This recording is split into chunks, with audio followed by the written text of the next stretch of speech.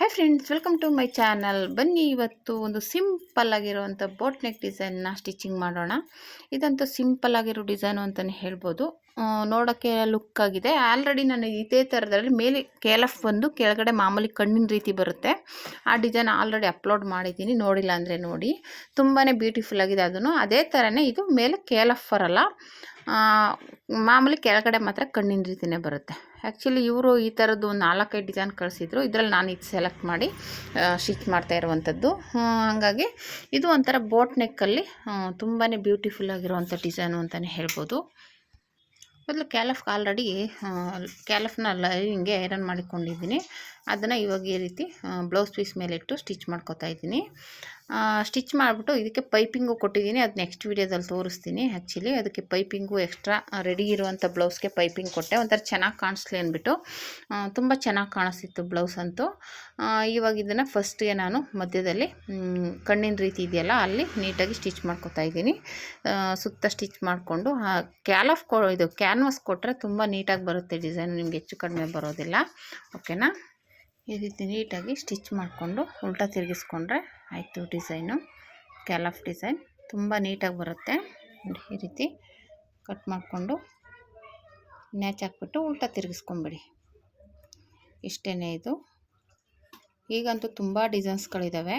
ಕ್ಯಾಲಫ್ design ಆಗಲಿ, boat neck ಆಗಲಿ, ತುಂಬ ಡಿಸೈನ್ಸ್ ಇದೆ. ಇವಾಗ ಈ ರೀತಿ ಉಲ್ಟಾ ತಿರುಗಿಸ್ಕೋಬೇಕು. ಅದಕ್ಕೆ ಅಲ್ಲಿ ಓಪನ್ ಇಡಲಿಲ್ಲ ಅಂದರೂ ನಡೆಯುತ್ತೆ, ಆದರೆ ಓಪನ್ ಇಟ್ಟೆ ಒಂದು ಬಟನ್ ಹಾಕೋಣ, ಇಲ್ಲ ಎಲಾಸ್ಟಿಕ್ ಕೊಡ್ಬೋದು ಅಂದ್ಬಿಟ್ಟು ನಾನು ಬಟನ್ ಹಾಕ್ಕೊಟ್ಟೆ ಇವ್ರಿಗೆ. ಎಲಾಸ್ಟಿಕ್ ಏನು ಹಾಕಲಿಲ್ಲ, ಆದರೆ ನೀಟಾಗಿ ಬಂದಿತ್ತು ಈ ಡಿಸೈನ್ ಅಂತೂ. ಇದರದ್ದು ಆಲ್ರೆಡಿ ಕಟಿಂಗ್ ವಿಡಿಯೋ ಹಾಕಿದ್ದೀನಿ, ಬೇಕು ಅಂದರೆ ಚೆಕ್ ಮಾಡಿ. ಓಕೆನಾ? ತುಂಬಾ ಈಸಿಯಾಗಿ ಕಟಿಂಗ್ ಮಾಡಿಕೊಂಡು ಸ್ಟಿಚಿಂಗ್ ಮಾಡ್ಬೋದು. ಬೋಟ್ ನೆಕ್ ಡಿಸೈನ್ ಈಗ ತುಂಬಾ ಟ್ರೆಂಡಿಂಗಲ್ಲಿರುವಂಥ ಡಿಸೈನ್ಸ್ಗಳು ಬೋಟ್ ನೆಕ್ ಡಿಸೈನು.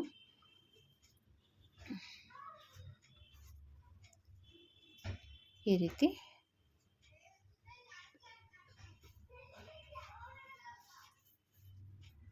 ಸ್ಟಿಚ್ ಮಾಡಿಕೊಂಡ್ರೆ ಆಯಿತು ಬ್ಯಾಕ್ ಡಿಸೈನ್.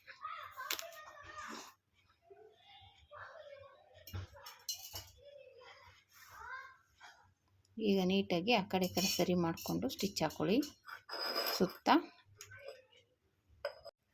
ಸ್ಟಿಚಿಂಗ್ ಆದಮೇಲೆ ಎಕ್ಸ್ಟ್ರಾ ಬಟ್ಟೆ ಬರುತ್ತಲ್ಲ ಅದನ್ನೆಲ್ಲ ಕಟ್ ಮಾಡ್ಕೊಂಬಿಡಿ.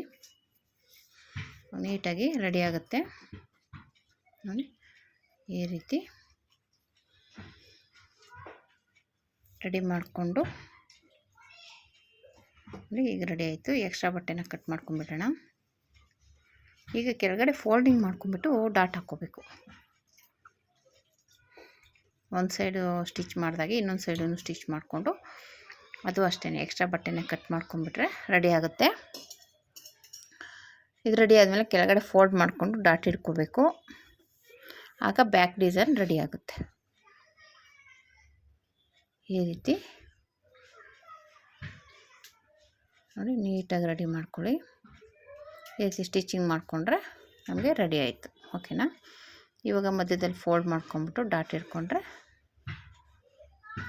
ನೀಟಾಗಿ ಫೋಲ್ಡ್ ಮಾಡ್ಕೊಂಬಿಟ್ಟು ಸ್ಟಿಚ್ ಮಾಡ್ಕೊಳ್ಳಿ. ಇಲ್ಲಾಂದರೆ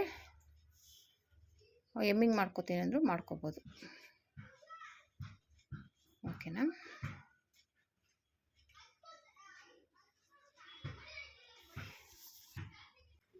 ಈ ರೀತಿ ಸ್ಟಿಚ್ ಮಾಡಿಕೊಂಡ್ರೆ ಡಾಟ್ ಹಿಡ್ಕೊಂಡ್ರೆ ನಮಗೆ ಬ್ಯಾಕ್ ಡಿಸೈನ್ ರೆಡಿ ಆಗುತ್ತೆ. ಇದಕ್ಕೆ ಆಲ್ರೆಡಿ ನಾನು ಪೈಪಿಂಗ್ ಕೊಟ್ಟಿದ್ದೀನಿ, ಅದು ನೆಕ್ಸ್ಟ್ ವೀಡಿಯೋದಲ್ಲಿ ಹಾಕ್ತೀನಿ. ಅಂದರೆ ರೆಡಿಯಾಗಿರುವಂಥ ಬ್ಲೌಸ್ಗೆ ಪೈಪಿಂಗ್ನ ಯಾವ ರೀತಿ ಸ್ಟಿಚಿಂಗ್ ಮಾಡೋದು ಅಂತ ನೋಡೋಣ, ನೆಕ್ಸ್ಟ್ ವೀಡಿಯೋದಲ್ಲಿ ನೋಡೋಣ. ವೀಡಿಯೋ ಲೆಂತಿ ಆಗುತ್ತೆ ಅಂದ್ಬಿಟ್ಟು ನಾನು ಇದರಲ್ಲಿ ಏನು ಹಾಕಿಲ್ಲ. ಓಕೆನಾ? Thank you for watching.